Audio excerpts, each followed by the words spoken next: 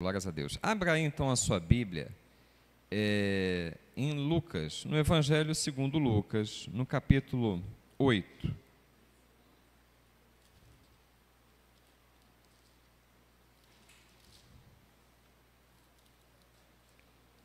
Lucas 8.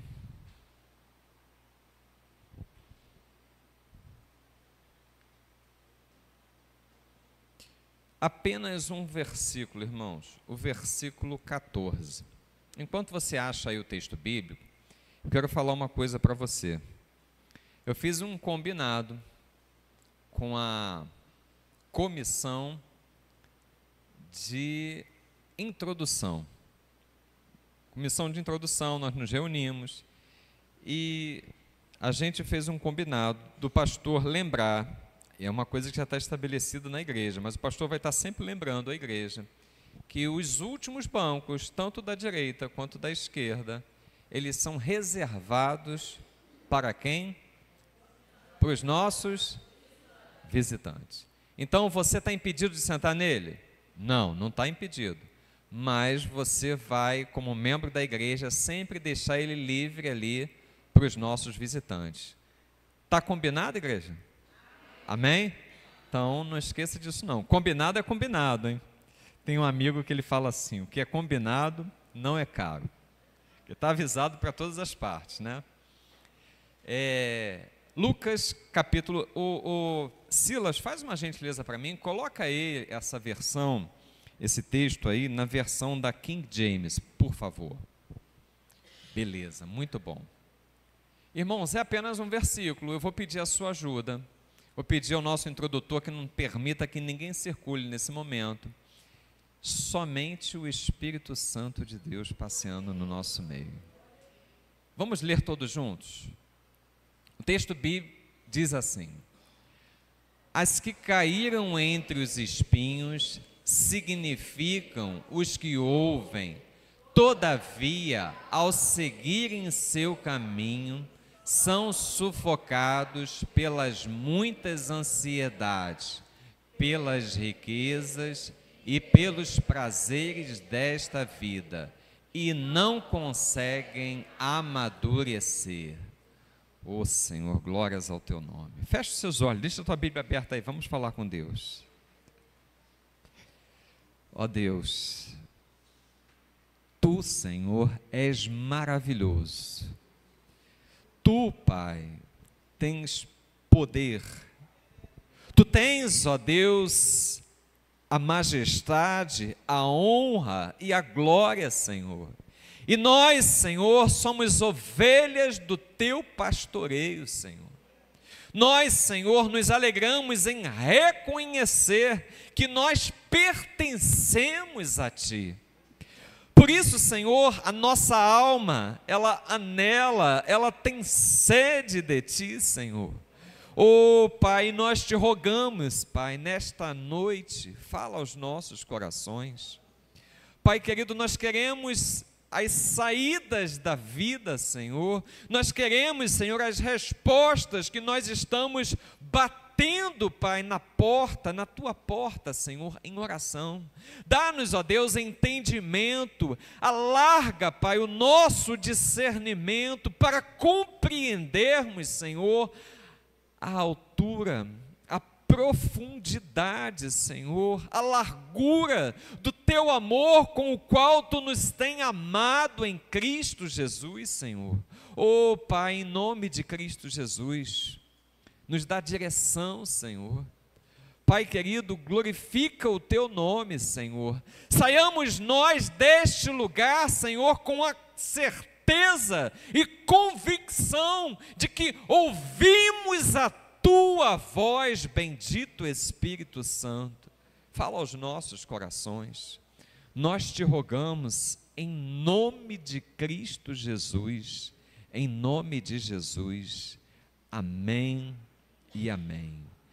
Ó Deus, na autoridade do Teu nome, eu repreendo todo espírito roubador da Tua palavra. Na autoridade do teu nome, eu repreendo todo espírito contrário à tua palavra, todo pensamento contrário, caiam por terra em nome de Cristo Jesus. O povo que aqui está é livre para compreender, para ouvir, para entender e viver em conformidade com a tua santa e bendita palavra, em nome de Jesus. Amém e amém. Glórias a Deus. Irmãos, esse texto que nós acabamos de ler, ele faz parte da parábola do semeador. A parábola do semeador é uma chave de entendimento, é assim que Cristo Jesus diz, ele menciona, é uma chave de entendimento para que nós possamos compreender todas as outras parábolas. E é importante nós, assim, debruçarmos sobre essa compreensão. Ele começa dizendo ali sobre 4 sementes. Aliás, ele não fala de 4 sementes, ele fala de uma semente apenas. A semente é a palavra de Deus. Alguns estudiosos da palavra dizem que as 4 terras, né, são os 4 tipos de corações.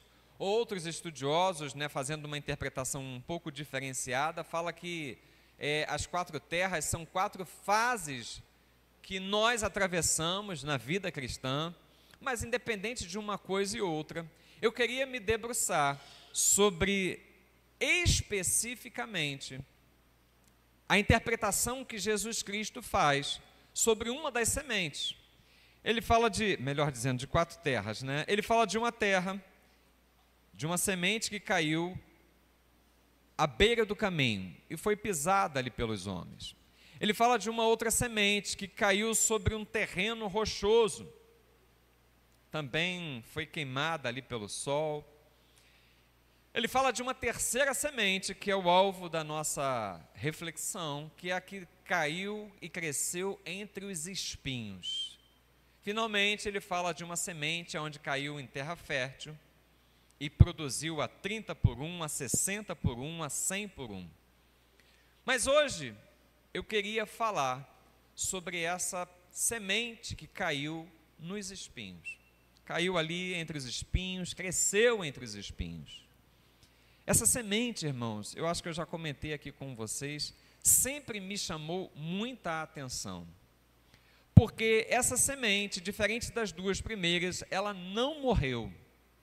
Mas o texto diz que ela não produziu frutos. E o fato dela não ter produzido frutos impediu essa semente de chegar a dar amadurecimento. Diz assim, a palavra do Senhor no versículo 14 diz assim: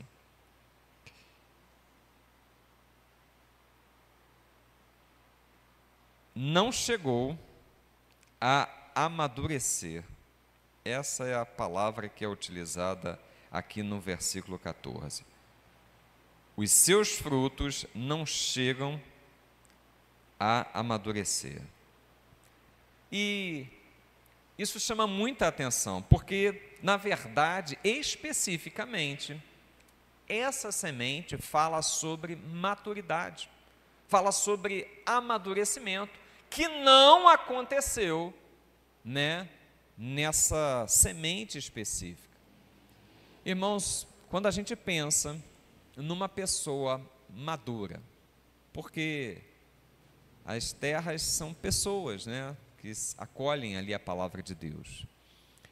E quando a gente pensa numa pessoa madura, a gente pensa, por exemplo, uma pessoa madura é uma pessoa resolvida, é uma pessoa que pode ser caracterizada por uma pessoa que tem gratidão no seu coração, uma pessoa que tem assim, que é agradecida, que às vezes ela não tem assim o tudo quanto desejava, mas naquele pouco que ela tem, ela está rendendo graças, seja aqueles que estão à sua volta, ou seja ao seu Criador, ela está resolvida em gratidão.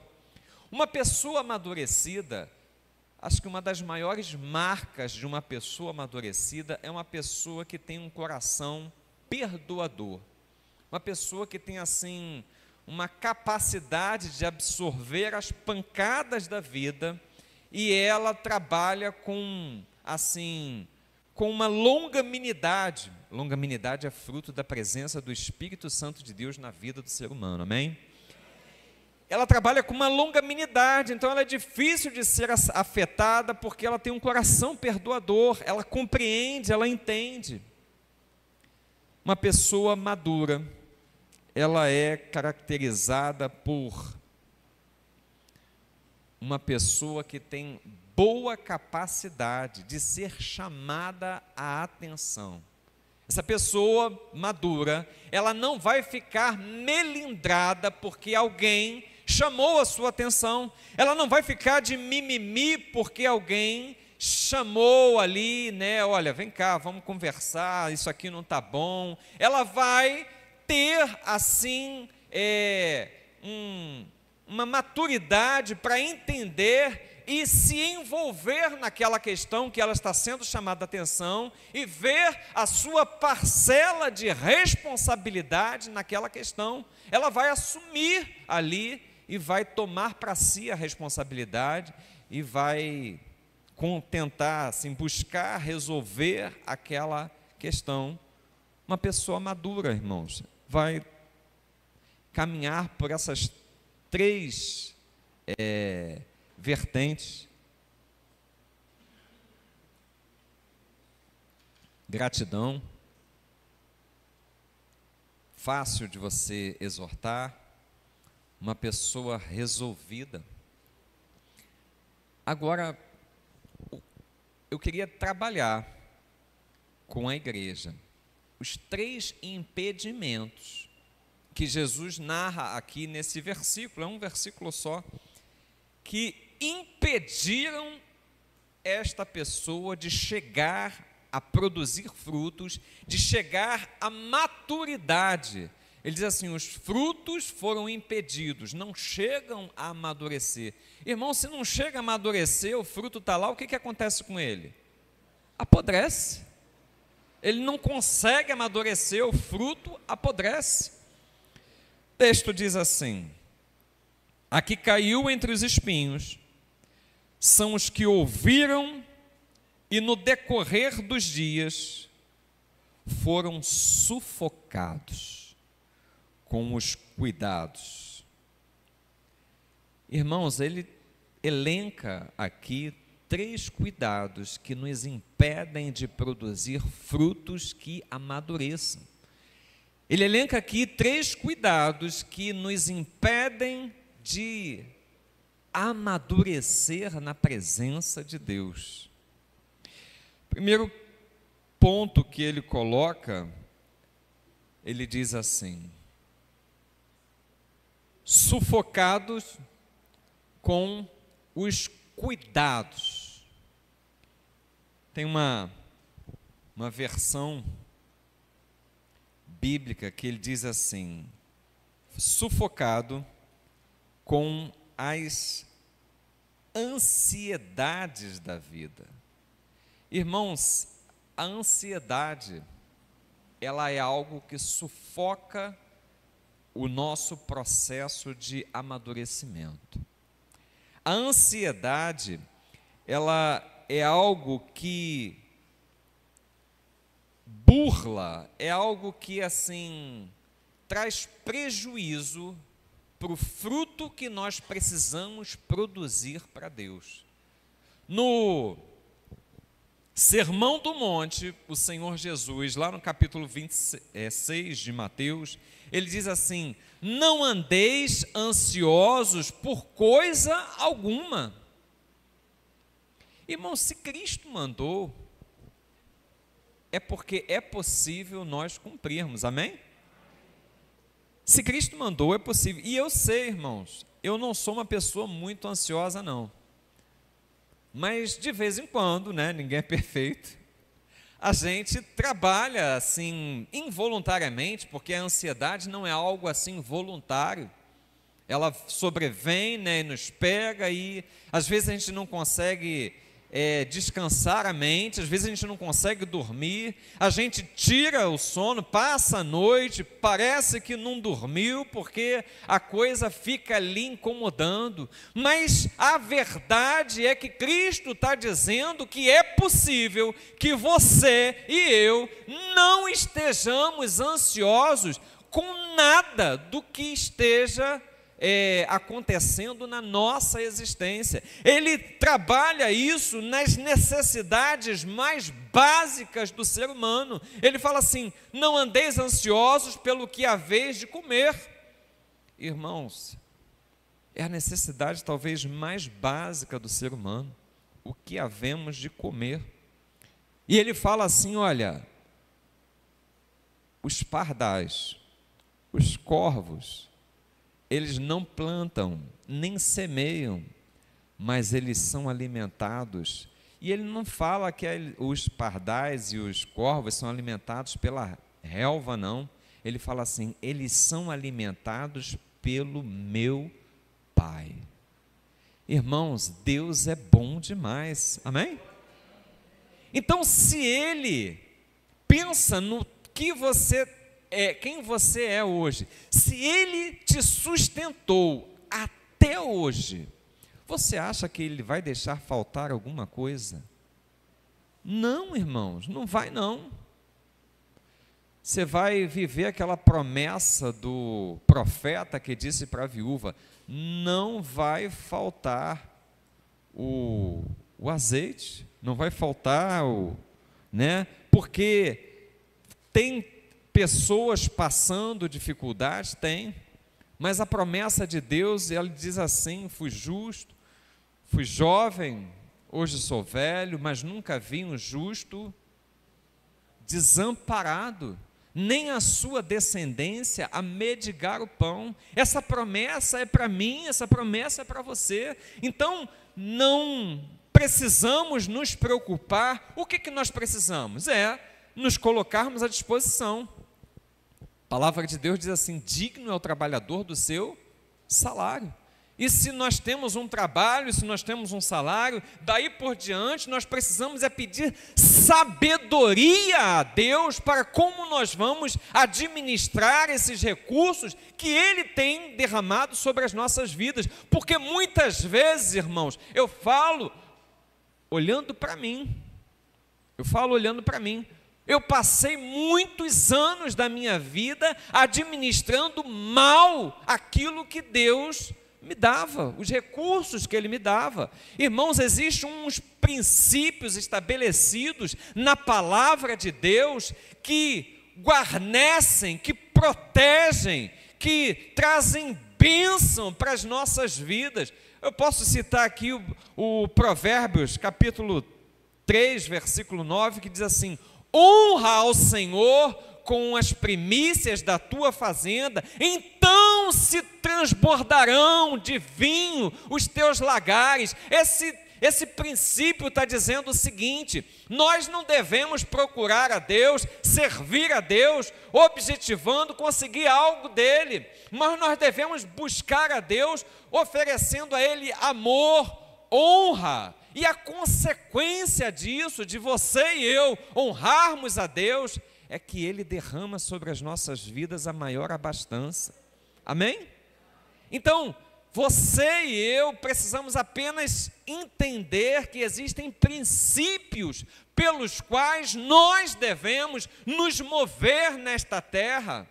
Irmãos, e princípios, eles precisam ser respeitados. Leis precisam ser respeitadas. Nós vivemos numa sociedade que vai de mal a pior, tentando burlar as leis. Mas, irmãos, sejam as leis humanas, sejam as leis de Deus, princípios e leis espirituais, toda vez que nós ferimos uma lei, quem acaba sendo ferido somos nós. De um jeito ou de outro, nós nos damos mal. Se eu chegar e querer desafiar a lei da termodinâmica, que diz que quando eu coloco a minha mão ali próximo ao fogo, eu vou sair queimado, eu vou me queimar, porque quem brinca com fogo se queima. E dentro da lei da termodinâmica eu não posso desafiar, eu vou me queimar. Mas eu me firo quando não respeito esta lei da termodinâmica que está estabelecida.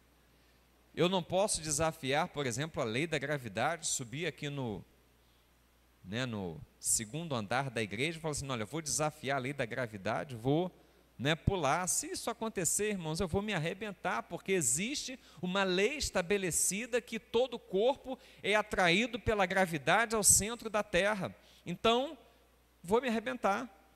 Quem é que vai estar ferindo quem? Eu é que vou estar sendo ferido pela lei. Quando nós não obedecemos, não olhamos para princípios estabelecidos na palavra de Deus, nós nos arrebentamos. Não vai faltar, irmãos, observando nós o princípio contido na palavra de Deus, não vai faltar. Não andeis ansiosos pelo que há vez de comer, pelo que há vez de vestir.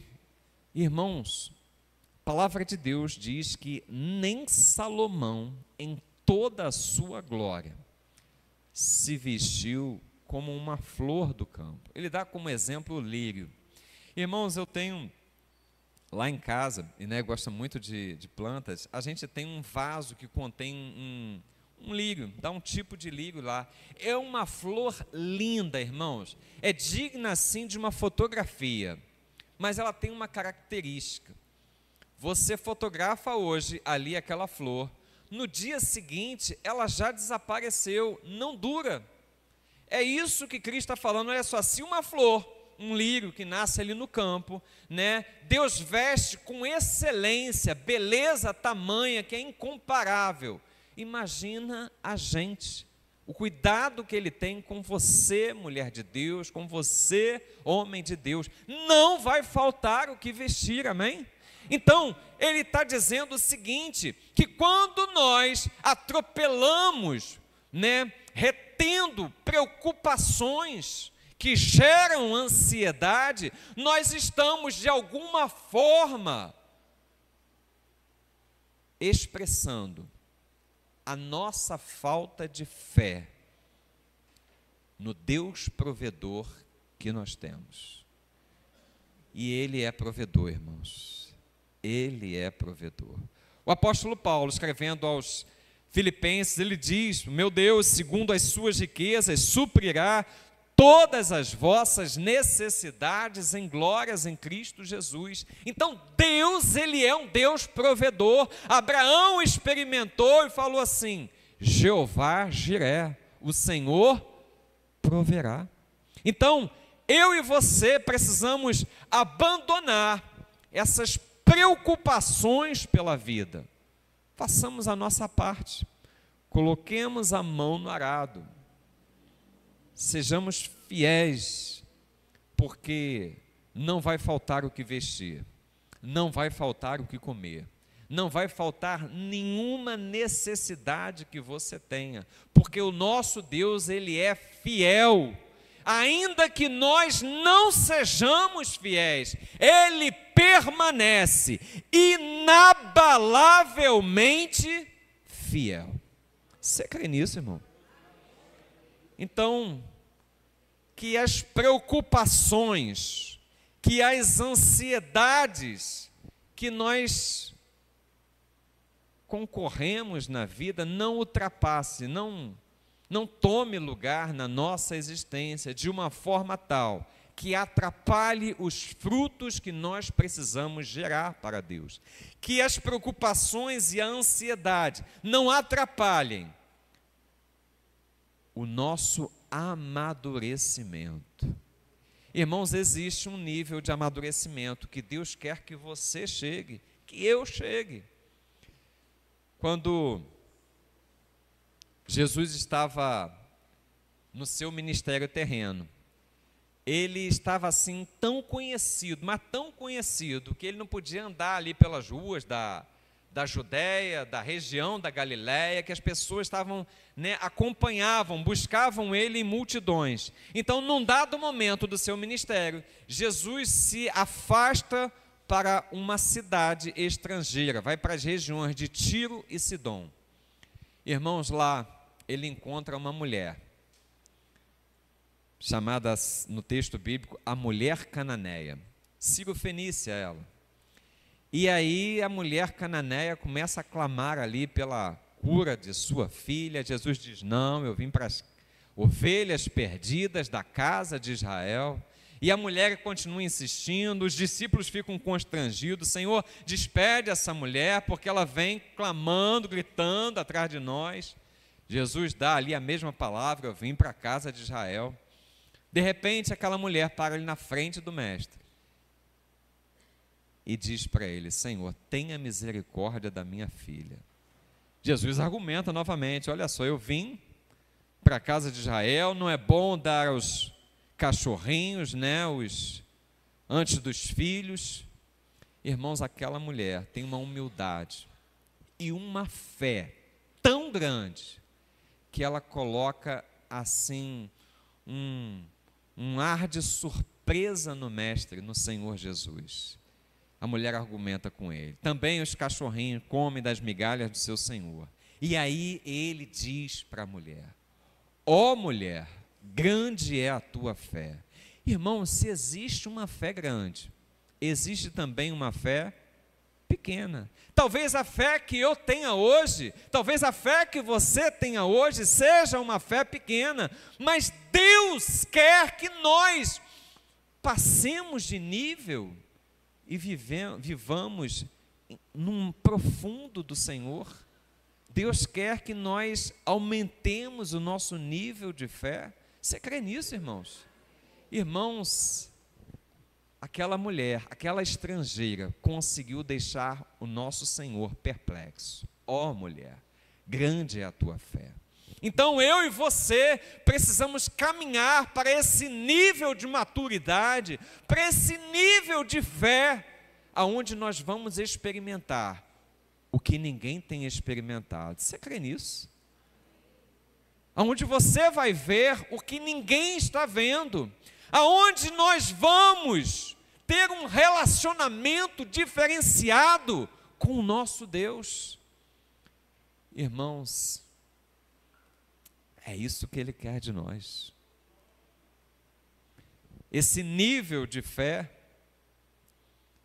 Então não pare aonde você está, não esteja satisfeito aonde você está, tenha um descontentamento santo de querer mais de Deus, porque Ele é uma fonte inesgotável. Fonte inesgotável, irmãos. Então queira mais de Deus. Ele diz que os cuidados, né, as ansiedades deste mundo, as preocupações são um obstáculo. Mas ele fala de mais dois obstáculos. Ele fala assim: foram sufocados pelas riquezas. Irmãos, é uma coisa bem interessante da gente observar. Não somente as ansiedades, porque geralmente nós ficamos ansiosos por aquilo que nós ainda não temos.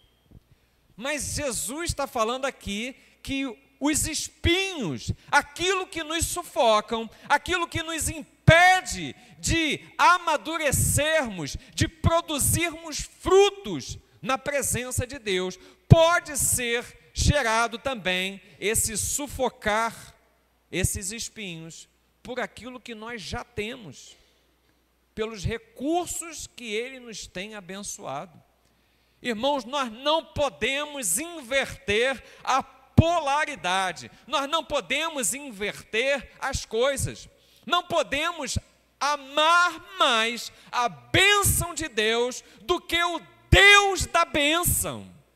Eu e você precisamos colocar as coisas no lugar, e Deus é que deve ser o alvo do nosso amor. Muitas vezes nós rogamos a Deus: Senhor, abençoa, e Ele nos abençoa. Abre aquela porta de emprego e nós nos envolvemos com aquele trabalho, e muitas vezes, por não vigiarmos, permitimos que aquele trabalho nos afaste da presença de Deus.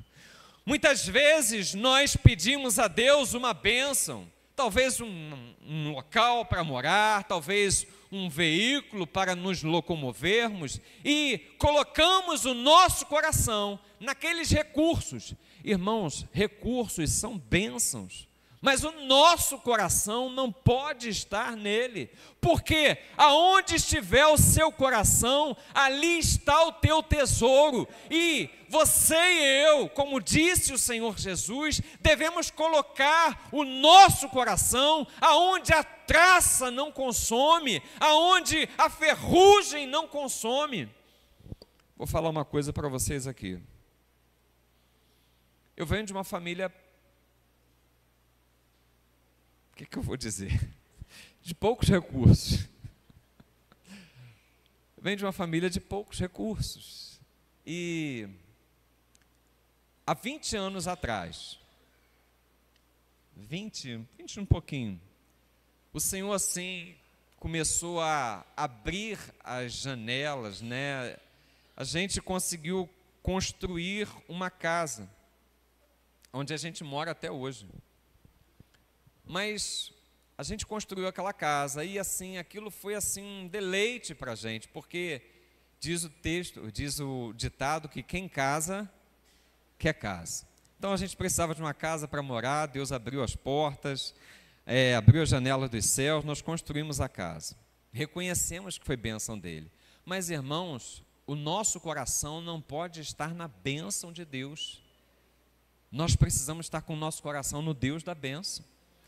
Porque depois daquela bênção, se nós não vacilarmos, não colocarmos o nosso coração na bênção de Deus, vem outras. Se o nosso coração estiver em Deus, vem outras e outras e outras. Por quê? Porque nós precisamos focar, amar a Deus sobre todas as coisas. Mas voltando aqui à casa. Irmãos, nós construímos a casa, talvez depois de uns 5, 6 anos. Aquela casa deu defeito na construção. Ela rachou. Aquilo que Deus falou no meu coração, quando eu vivi aquela experiência, foi o seguinte: quando rachou a casa, rachou junto o meu coração. Porque em algum momento da minha existência, em algum ponto daquela história, eu tirei o coração do Deus da bênção e coloquei o coração na bênção de Deus. E eu sentia, eu assim orava a Deus, falava assim: Senhor, o mundo está aí dando de lavada, casa de um ímpio não racha, por que a minha vem rachar? Você está brincando? A dizer que você nunca orou assim. É isso, irmãos, a gente tem que ser sincero com Deus. A gente tem que ser sincero com Deus. E é fato e realidade, eu não estou desejando que a casa de ninguém rache não, mas eu estou reivindicando algo como filho amado de Deus. E Deus falou para mim: olha só, tira o teu coração daí, que aí não é o lugar do teu coração. Porque o coração parece que estava rachado junto com a casa. Irmãos, tira o teu coração da bênção, coloca o teu coração em Deus. Eu estou falando aqui para você, dando esse testemunho, porque ninguém está livre de acontecer isso, irmãos. Mas nós precisamos colocar o nosso coração no lugar certo. Deus tem, depois dessa bênção que você recebeu, Ele tem mais e mais e mais, porque Ele é o dono do ouro e da prata. Não existe limitação para Ele, irmãos. Limitado é você, limitado sou eu, mas Deus é o Criador do universo, dos céus e da terra. Tira o teu coração de toda e qualquer bênção, de todo e qualquer recurso, de toda e qualquer riqueza. Nós não podemos amar a Deus e as riquezas. Nós não podemos amar a Deus e a mamon. Engraçado, irmãos. É interessante. No texto bíblico, nas palavras de Jesus, você não vai ver ninguém disputando o amor de Deus, a não ser as riquezas, a não ser mamon. Nenhum outro pecado disputa o amor, disputa o coração, mas Jesus Cristo falou: aonde tiver o teu coração, melhor dizendo, o teu tesouro, ali está o teu coração. Tira o teu coração da bênção, irmãos, e coloca o coração em Deus. Não permita que os recursos com os quais Ele tem abençoado a tua vida sejam um impedimento para você produzir os frutos que Ele tem para a tua vida. Não permita que os recursos desta terra que Ele tem te abençoado impeça você de amadurecer, de crescer na fé. Amém? E ele finaliza dizendo o seguinte: o terceiro impedimento de produzir frutos, de chegar ao amadurecimento, ele fala assim: os deleites da vida. Irmãos, outra versão, aqui na King James, ele fala assim: os prazeres desta vida. Lamentavelmente, talvez isso seja algo muito presente no meio desta geração. Hoje nós vivemos uma era que é chamada pelos filósofos da era do hedonismo. Hedonismo é aquela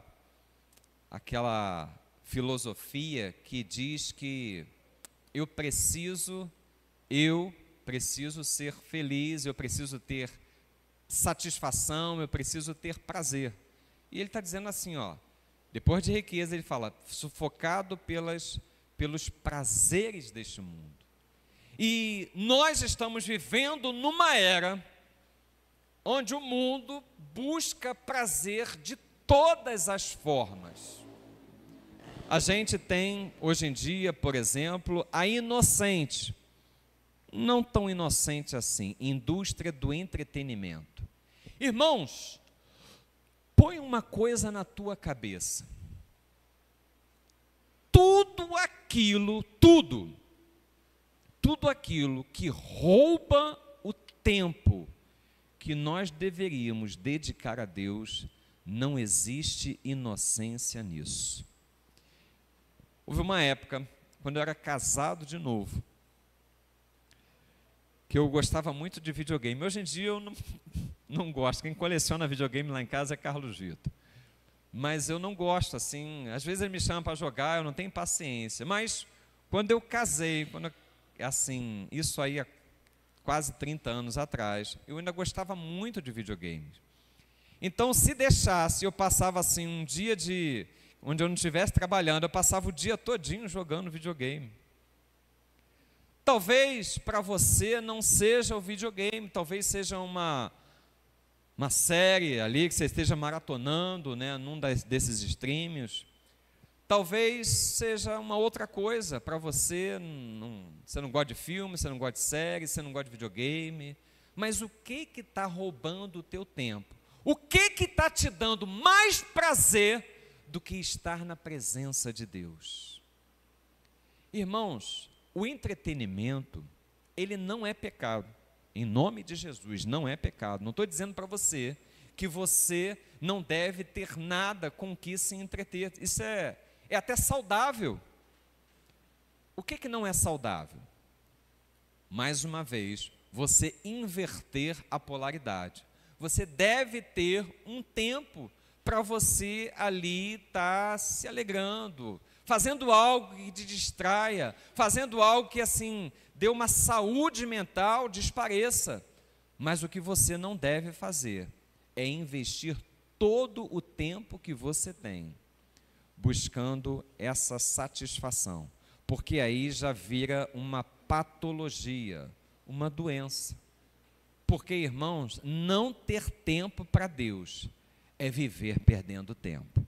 Então, a indústria do entretenimento, ela tem tomado aquilo que muitas vezes pertence a Deus no nosso tempo, na administração daquilo que nós precisamos dedicar a Deus. Deus é um Deus pessoal. E importa que você e eu nos relacionemos com Ele. Foi para isso que Ele enviou Cristo Jesus, para nos salvar e para que nós ingressássemos num relacionamento pessoal com Ele. Ele quer ouvir, saber aquilo que você tem como desejo, como necessidade. Ele quer ouvir as suas intercessões, as suas orações. Ele quer te ouvir, Ele quer me ouvir. Ele quer que nós estejamos envolvidos nesse relacionamento pessoal e não ter tempo para Deus, irmãos. É uma perda de tempo, porque nós vamos passar a eternidade na presença dEle. Você pode dar um glória a Deus? Vamos passar a eternidade. Irmão, se você não tem alegria, se eu não tenho alegria em estar na presença dEle aqui, a eternidade vai ser assim, algo difícil para a gente. Então, você e eu devemos entender que o tempo que nós temos nesta terra deve ser investido neste relacionamento com Ele. Os prazeres desta terra, sejam eles quais forem, não podem absorver o nosso tempo. E olha, irmãos, que quando eu falei em prazeres, eu não falei em momento algum de coisas pecaminosas. Eu falei de coisas que são até boas, mas que podem se transformar em coisas ruins, porque podem roubar o nosso tempo para nos relacionarmos com Deus.